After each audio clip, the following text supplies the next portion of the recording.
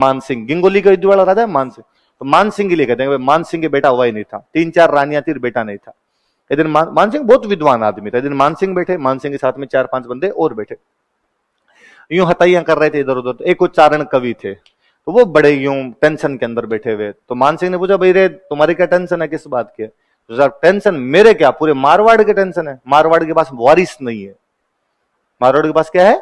वारिस। अगला राजा बनने के लिए तुम्हारे पास कोई बेटा? तो मान सिंह जी ने लंबी सांस खींची, भाई रे भगवान के घर की लीला है, होगा बेटा तो हो जाएगा, और नहीं होगा तो नहीं होगा, क्या कर सकते हैं। उस कवि ने कहा कि साहब मैं सलाह दूं एक, यदि आप वैसा करो तो आपके पक्का बेटा हो जाएगा। बताओ। जब मैं पोखरण के पास में कोई एक गांव है, भाटियों का एक कोई गांव है, वहां की कोई एक लड़की है, सुंदर लड़की है, बस बाप के पास पैसे वैसे नहीं है, यदि आप वहां पे जाके शादी कर लो तो पक्का मैं कहता हूं आपके बेटा होगा। दूसरे दिन वहां समाचार भी जो अगला बंदा क्यों ना तैयार हो, मारवाड़ का राजा खुद चला के शादी करना चाहता है। अगले का साहब तैयार हम, उन्होंने शादी करके भेज दी, वहां पे लड़के आ गए। वो भटियाणी रानी आई, वो बेहद इंटेलिजेंट समझदार लड़की, बहुत सुंदर लड़की। वो अपने होता है भाई बहन की जब शादी करते हैं साथ में कोई भाई जाता है, उसका एक भाई था भैरू सिंह, क्या नाम था? तो भैरू सिंह साथ के अंदर आया। भैरू सिंह बापड़ा एकदम गरीब घर का आदमी, बाहर रेगिस्तान में घुमा हुआ, काला कोजा डील का डाकी टाइप का आदमी एकदम। यहां मारवाड़ आया तो यहां राजा के जो बाकी भाई भाई थे उनके साथ खाना वाना खाने के लिए बैठे, वो बाकी वाले भाई मजे ले, और बाकी वाले भाई उसको पूछे कि भाई रानी सा इतने फूट रहे, तू एकदम ही विपरीत गया रे, है भगवान रूप बांट रहा था तो कहां चला गया था तू ऐसा? और डेली उसको कभी कोई कुछ ही पूछे, कभी कोई कुछ ही टोंट मार के जाए। तो एक दिन उसे राह नहीं गया, उसने खड़े होकर उनको गालियां निकाली सबको। वो राजा वाले भाई थे, तो एक किसी राजा के भाई ने गला पकड़ा, थप्पड़ मारूंगा, ये तो राजा शादी करके आ गया इसलिए साथ बिठाते हैं, वरना तेरे जैसे की औकात नहीं घर में घुसने, भाग यहां से। और उसने धमका के उसको मतलब यूं गालियां वालियां निकाल दी। तो उसको बड़ा बुरा लगा, उसको लगा यार अपने गरीब आदमी इसलिए अपने कोई कुछ ही कर जाएगा। तो अपनी बहन के पास गया, उसने बहन को जाकर ये है अपने भले राजा शादी करके आ गया, बाकी ये तो मुझे बराबर नहीं बिठाते और मुझे ऐसे ऐसे कहते हैं। रानी ने कहा इसका जुगाड़ मैं कर दूंगी, चिंता मत कर। उस दिन जब राजा मान सिंह आए तो रानी रूठी रानी हुई तैयार बैठी थी। राजा ने पूछा भाई क्या बात हुई? तो उसने कहा मेरे भाई के साथ ये बर्ताव करते हैं आपके भाई, क्या तरीका है? और केवल इसलिए कि हमारे पास पैसे नहीं, क्यों ब्याह करके आए थे? आपको करना ही नहीं चाहिए था। तो मान सिंह जी ने कहा तेरे भाई को कह दे राजकोष से जितना धन चाहिए उतना ले जाए, तुम्हारी गरीबी सुधार लो भाई, और तो मैं क्या कर सकता हूं। तो उसने अपने भाई को बुलाया और भाई को बुला कहा कि जितना धन चाहिए राजकोष से वो लेके जा, तेरे हीरे मोती सोना चांदी जो चाहिए लेके जा, तेरे पास पर्ची है, अपने पास कोई नहीं रोकेगा, पर इस धन से अपने घर में कुछ भी मत करना, अपने घर में इस धन से लकड़ी भी नहीं लेके आनी है। तो उसने फिर मैं क्या करूंगा इस धन का? तो इस धन को बांट बांट, कवियों में बांट, ब्राह्मणों के अंदर बांट, गरीब कन्याओं की शादी करवा, गौशाला के अंदर दे क्या, ब्राह्मणों को दे क्या, गोचर की जमीन पे दे क्या, बांट इस धन को तू। अब भाई उस भैरू सिंह भाटी ने धन बांटना शुरू किया। वो इधर मारवाड़ से लेके जाए और चलता बांटे। दानवीरता की मिसाल बना था वो आदमी। मतलब उसके लिए कहते हैं कि उसके पास गया हुआ कोई आदमी कभी खाली हाथ वापस है।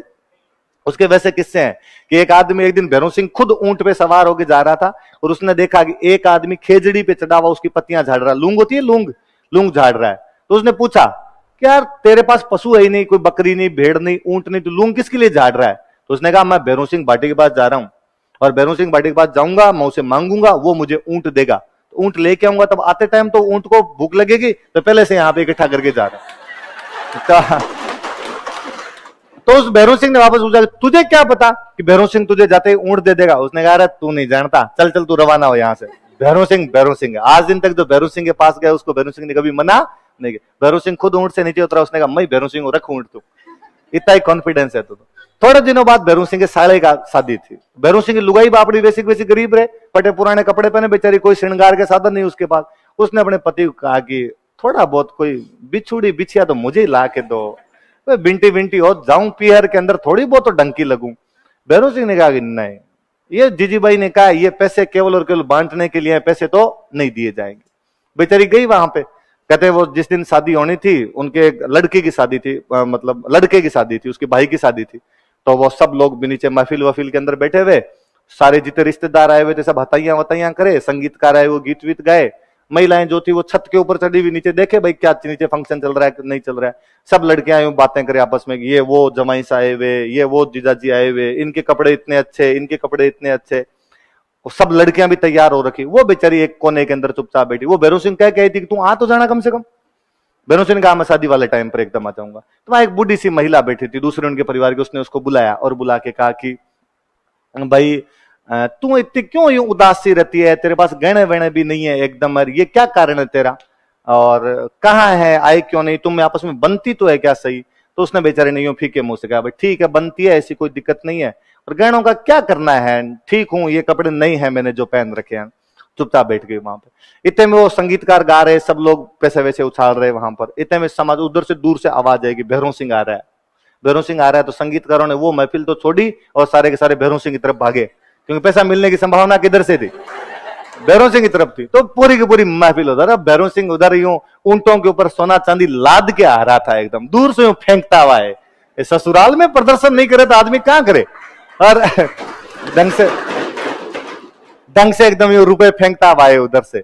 और कहते हैं कि वहां जब एकदम पहुंचा, सासू तिलक विलक निकालने के लिए आई, तब तक भैरव सिंह सब कुछ दे चुका था, अपने हाथों में जितने उसने पहन रखे थे, उसके पास जितने पैसे थे वो। वहां पर आने के बाद फिर किसी ने कोई दुआ वुआ बोला, दुआ बोला, तो भैरव सिंह के पास और कुछ था ही नहीं।